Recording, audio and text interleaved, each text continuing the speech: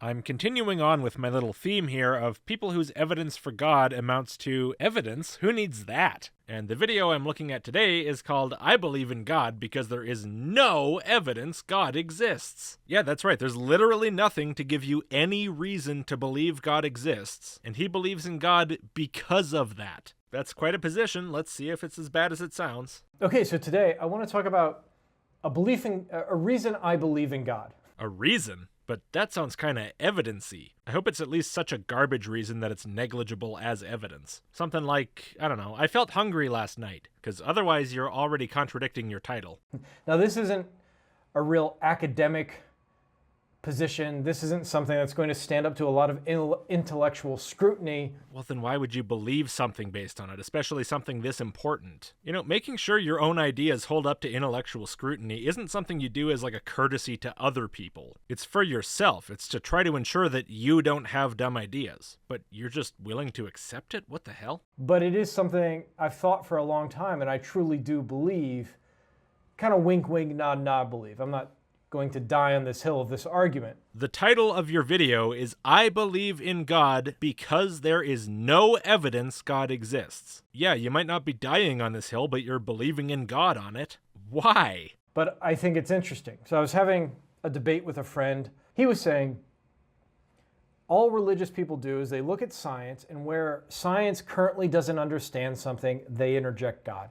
It's called the God of the gaps argument. And then he's got a bit of an explanation of God of the gaps. We all know what that is. Let's skip ahead a bit. But eventually, he was saying, science is going to explain how the universe came into being. If there's multiple universes, they'll explain that. He believes, and I totally disagree with this, that science will eventually be able to explain why the universe exists. You know, here's something that annoys me. This is a sticking point for me. This distinction people want to make between how and why. In my monthly Discord call with $10 patrons one time, Shmuel Paulin showed up to debate. And prior to the debate, he made a post with some challenges. And one of them was a question which is, and I quote, "How does a stupid baby know how to turn food into a heart and a lung and a brain?" And once we were in the voice discussion, we were talking to him about this, and we explained to him that the baby doesn't know how to do anything. It's chemical processes occurring within the body which are fundamentally controlled by the basic physics of the universe. And we went into that a little bit, but his response was, no, that's not an explanation. What you're talking about is the mechanism. You're talking about the how. I'm asking about the why. If I ask you how a car performs a race, you can talk to me all day about how the engine works, the carburetor, whatever. And yeah, that's how the car works, but you're not explaining why the car does what it does, which is the driver. I completely reject this intention-driven version of the why question. I think that when you have, say, chemical events happening, the how and the why are exactly the same. And so when you explain the mechanism, you're done. Unless you want to go to more fundamental physics and do it all over again. And I brought up an example. Say somebody gets caught in a landslide. He's just in the wrong place at the wrong time, a rock comes down on top of him, boom, he's dead. How did he die? A rock fell. Why did he die? A rock fell. If you ask how the rock fell or why the rock fell, that's the same question. If you ask how objects fall versus why objects fall, again, same question. In terms of physical events, as far as I'm concerned, why and how are identical questions. They're both asking for a physical explanation of the phenomenon. The only time these questions seem to become distinct from one another is when intention gets involved. Say there's a murder trial. How did you kill that guy is a very different question from why did you kill that guy? Because one is about your intention and one is about your action. In nature, this distinction doesn't exist unless we're assuming intention behind nature, which is basically theism or something similar. So my point is, when your friend says eventually science will discover why the universe exists, I think he's possibly right. I don't know if we'll ever have a very satisfactory explanation for that, but if we do, the how and the why are going to be the same answer. Unless we have a break from our track record and science really does discover God living in this gap, in which case, wow, that'll be interesting. That'd open up a whole new realm of science. We'd have a whole new thing to explore. It'd be cool. But I said, okay, I disagree with that, but I'm going to grant you, I'm going to say I agree with that. I'm going to agree with everything you're saying. I'm going to agree that scientists will eventually explain the origin of the universe, the reason for its existence, What does that mean, the reason for its existence? I assume that's related to the why thing, reason in the sense of why. But again, in what way is this distinct from the question of how it originated? If you come up with a mechanism that's the likely origin of this universe, that's the reason it exists. That's the why. And then you could try to explain how that works, in other words, why that is the way it is, and so on. I really failed to see the difference between an explanation for the origin of the universe and the reason for the universe's existence. Again, unless we presuppose intention. They're going to explain away consciousness, so we could say, nope, consciousness is just this organization in the brain that is strictly linked to the physical body. There's no evidence whatsoever that God exists. That's what I'm saying to him. There's absolutely zero evidence that God exists. None. Let's just grant them that if you're a believer. Okay, granted. For the sake of argument, all the scientific gaps are closed. I guess we're also granting for the sake of argument that the only possible arguments for God are basically God of the gaps, which is actually kind of surprising because a lot of Christians will say, no, scientific arguments, that's kind of secondary stuff. It's too tangible. You want something more transcendent, more logical, which is a valid approach. I don't think it works, but it makes sense. You're talking about something outside our universe, and if you assume that this thing has no predictable effects, it's basically beyond the reach of something like science. It's beyond empiricism, so you have to resort to pure reason. To be honest, I don't really buy it. It kind of rings like an excuse. But I get it, you know. And he said, okay, so you grant that, so you don't believe in God. I said, no. I expect there to be no evidence for the existence of God. Why? Why would there be no evidence for the existence of God? Because if there was evidence for the existence of God, like solid, concrete evidence. The next sentence you say is going to include the word faith, isn't it? I can just smell it. What would be the point of faith? Smells just like Grandma's kitchen after she's been baking all day. I knew I caught a whiff. Think about this. If you could, let's say you believe in reincarnation and karma or what. If you could right now, on demand, think back to your life when you were building the Egyptian pyramids, or you were a monk in a Russian forest, or you fought in World War I. If you could conjure those lifetimes, just like uploading pulling up a file on your computer, would you have a fear of death? No. Would you need to believe in God?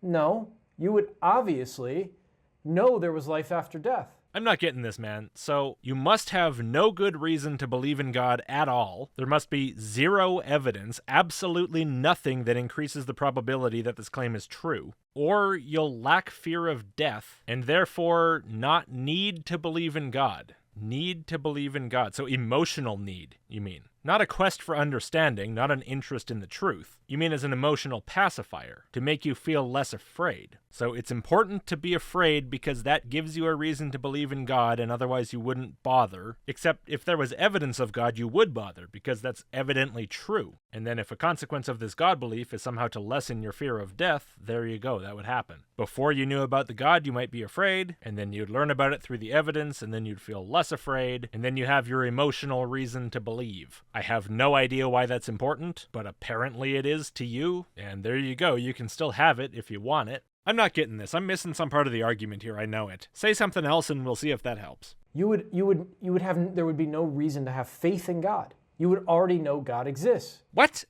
Okay, if you believe really strongly in reincarnation, then there would be no reason to be afraid of death or believe God exists, because you'd already know there was life after death, and therefore there'd be no reason to have faith in God, because you'd already know God exists? What the hell are you talking about? Are we even still talking about the reincarnation thing, or did you just switch topics in the middle of the sentence? Are we now talking about evidence again? Evidence of God? If you had any evidence of God, then you would have no reason to have faith in God because you'd already know he exists? Did your brain just skip a gear and switch onto that? I would love an explanation of this whole reincarnation thing, because I don't understand what you were on about with that. But apparently we're just leaving that behind now, I think. So what we're saying now, I think, is if you have any reason to believe God exists, any evidence, then that's bad, because then you know God exists, and therefore you don't have faith, and for some reason faith is better than understanding the situation that you're in. And this lack of knowledge, even if you have faith, apparently leaves some amount of room for fear of death, which I guess apparently there wouldn't be if you had knowledge based on evidence. And this is good because God wants you good and scared. because, okay, this is making my head hurt. Maybe I'm just still missing some part of your argument. Just keep talking and, yeah. So what would be the point of faith? You mean if you had evidence, I think, right? Am I even right about that, or are we still on reincarnation? I actually don't know. You never said. Maybe I just have to take it on faith. So if you had evidence, and therefore you had some reason to think there's a God, we're not even talking about like absolute certainty, total knowledge. We're just talking about any reason at all to give you some level of confidence, even like 1% confidence. Literally anything. If you had any evidence, what would be the point of faith? Well, what's the point of it now? People already have arguments and pieces of scientific evidence and stuff that they think are evidence of God, but they get the feeling of having certain knowledge about it from faith. They get the spiritual feels from faith. They get the feelings of love and safety from faith. And usually they'll say faith is the actual reason they believe and everything else is just sort of supporting material, maybe helping to shore up their faith or convince others. But what's the better alternative you're presenting to this? To believe entirely, exclusively based on faith with no intellectual reason whatsoever? Isn't that just going to lead people randomly to all kinds of different religions and other ideas? Because if you operate like that, there's literally no reason to favor any idea over any other idea ever, other than just personal taste, I guess. But that has nothing to do with whether it's true. Imagine we look back in the historical record, and 6,000 years ago, from nowhere, there's just amoebas, right? Maybe some trees. There's no fish, there's no fossil record. Just 6,000 years ago, we find a human skeleton. There's nothing to precede it.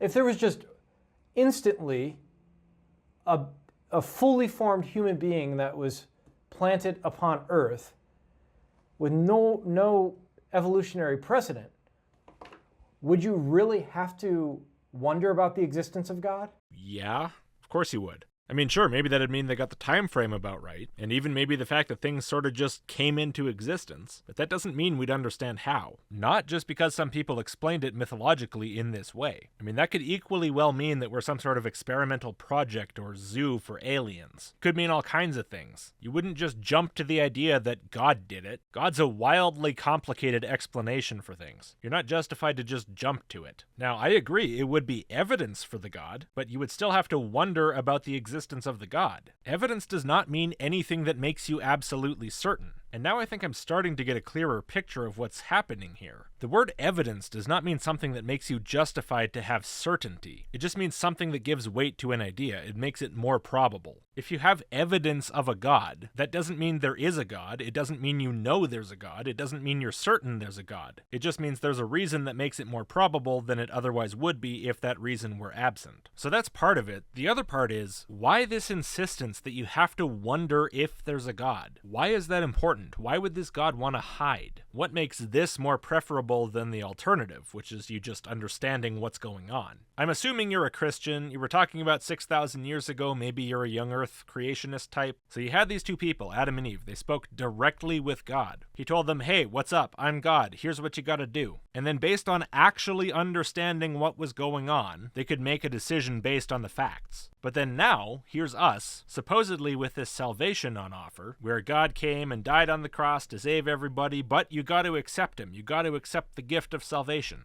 Okay, just make it clear to me that that's the offer. Just talk to everyone on the planet and say, listen, I came down to earth. I died on the cross for you. If you want to go to heaven, all you got to do is believe I did it. Otherwise, sorry, you're going to hell. And then everybody understands, everybody can make their own decision, no deception, people can just exercise their free will and do as they please, because they understand the story's not just a story, it's actually real. Why is that a problem? Why is the fuck around important? Would you really have to wonder about the existence of God? Right? No, you wouldn't.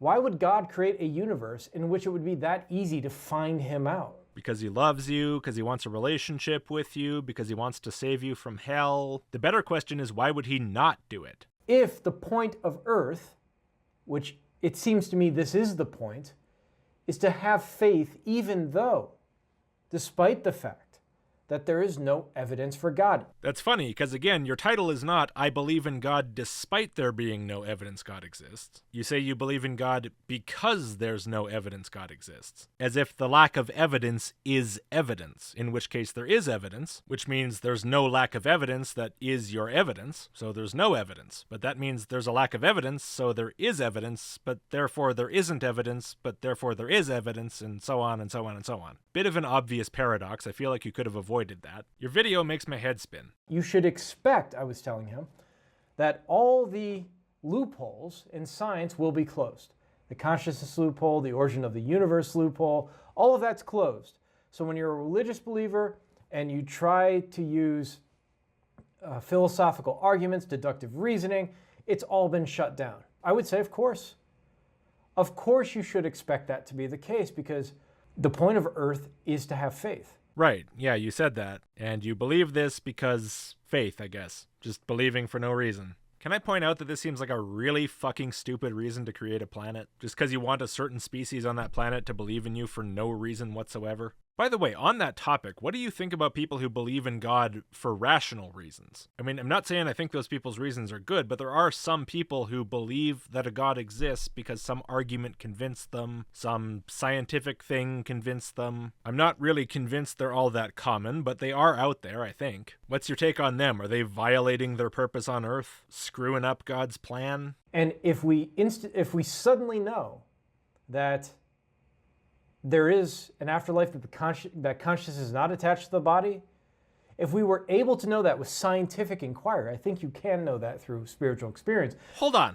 Spiritual experience, then you think that's the evidence. I don't think it is, but apparently you do. So you can know it through spiritual experience, and therefore who needs faith? Hell, even if it takes faith to access the spiritual experience, even if you have to have no reason to believe to initiate the experience, once you have the experience, you have your evidence, and therefore you can discard having no reason. Do you really need to believe in God if you have no fear of death because you already believe there's an afterlife? Seriously, god damn it. This video is melting my brain into a puddle. But through scientific inquiry, there would be essentially no point of Earth. Why would there be no point of Earth for Earth's existence if you knew God existed? Well, you would be in a sort of heavenly realm, or a purgatory, or maybe a lower level of hell. What are you talking about? You'd be in the same place you were yesterday. Now you'd just understand it better. You could make informed choices. In what way does this transform Earth into heaven, hell, or purgatory? Did you eat mushrooms or something? What the fuck is going on? Right? Like, why do I say that? Because that'd be my guess. Because if you know God exists, and if you know you live on, and you have an immortal soul, you're describing realms, what we would say, on the other side. And Christians talk about heaven and hell all the fucking time. They describe realms on the other side all the time. That doesn't mean Earth is heaven and hell. Also, do you know how many people believe that stuff with absolute certainty? I mean, you're saying you shouldn't be able to know God exists. Well, there's millions of people who claim they do. Billions, maybe. Even you say so. You can know it with spiritual experience. What, does that suddenly turn Earth into heaven and hell and purgatory for you? No, it's Earth. What you say makes no sense compared to what you say. I feel like you're rubbing my brain with a cheese grater. And Earth clearly, whatever Earth is, it isn't that. Well, apparently it is for all the people who claim to know God exists, who think they have evidence for it. Yeah, apparently they're not living on Earth. They're living in all these different other side realms. Okay, that does explain some of the behavior. It seems as if the only way you can actually discover the truth of divinity, the truth of the existence of God, is through subjective experience. That subjective experience could be hallucinated, you could be faking it. I mean, there's a lot of charlatans out there, or it could be legitimate. So how would you know the difference? Oh, faith, right. And only you will know that. Okay, so you'll know it. You'll know it. So there's all these problems with knowing God exists and knowing the afterlife exists, but you'll know it, no problem. Holy shit. I did not expect this to be this frustrating. That's it. Only you will know if it's accurate, if it's true. Buddha said, don't believe anything I tell you, experience it for yourself. Wait, are you a Buddhist? Or are you just a fan of the quotes? What is going on here? You know, if you are a Buddhist, maybe the reincarnation thing makes a bit more sense. The monotheistic God stuff, not quite as much. I am so confused. Okay, so I got curious, I went to your channel. You got these videos that seem to be about Buddhist teachings, but on the other hand, you got this video with an icon of Mary in the background, where you say you believe in God and heaven. And I thought, well, we all believe in God in this family. We all believe in heaven. I like your mannequin petting your gear rock.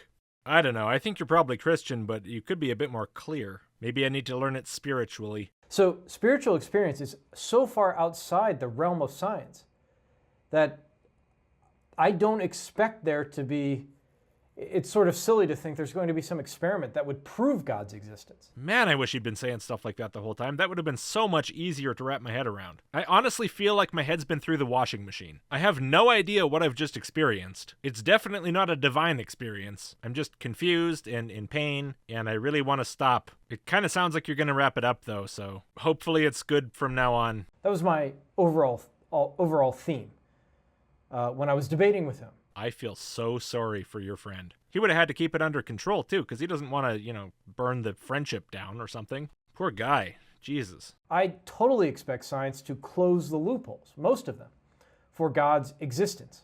Okay, that's fine.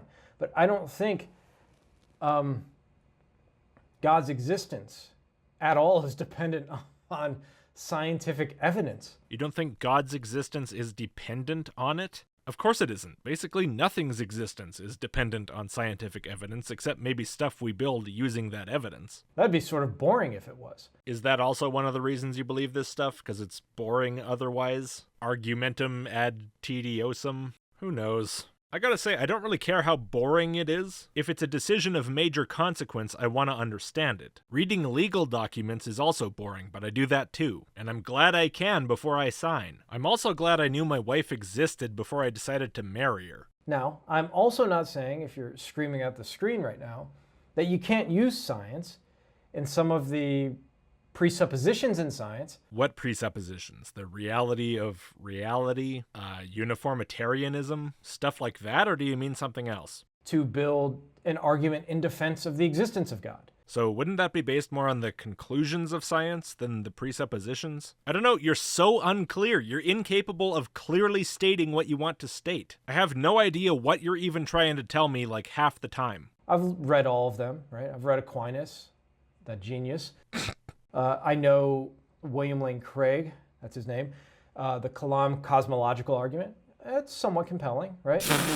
But I'm saying, even if they eradicated all of that, I would go, of course you're going to eradicate that possibility of being an explanation for God.